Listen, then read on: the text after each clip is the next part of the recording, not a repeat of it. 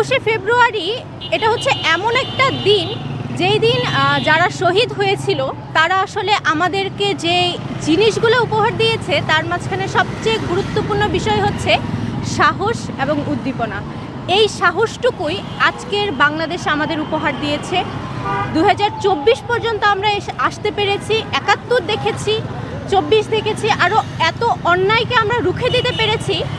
এই সাহসটুকু আসলে তাদের থেকে আমরা পেয়েছি। এবার আলপনার একটা বিশেষত্ব আছে, প্রতিবার আমরা মাল্টি কালার ইউজ করি আলপনায়, সব ধরনের কালার থাকে, কিন্তু এবারে আলপনায় আমরা 3টা কালার ইউজ করছি, লাল, সাদা এবং কালো। আমাদের জুলাই বিপ্লবটাকে মাথায় রেখে মূলত এই কালারগুলো চুজ করা।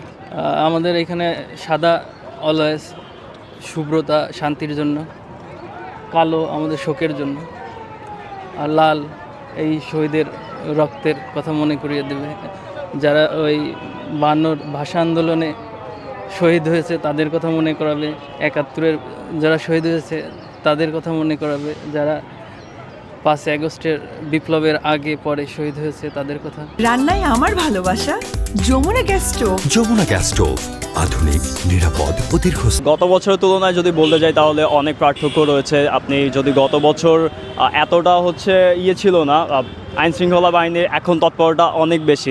এইবারের বিগত বছরের তুলনায় এবছর তৎপরতা বেশি। আর যেহেতু এখন একটা মব জাস্টিস এইরকম একটা ইস্যু হয়ে দাঁড়িয়েছে, সো ওইগুলোর জন্য আইন শৃঙ্খলার তৎপরতা অনেক বেশি। সকল শিক্ষার্থীদের মধ্যে থেকে যারা আলপনায় আঁকায় ইচ্ছুক, তারপরে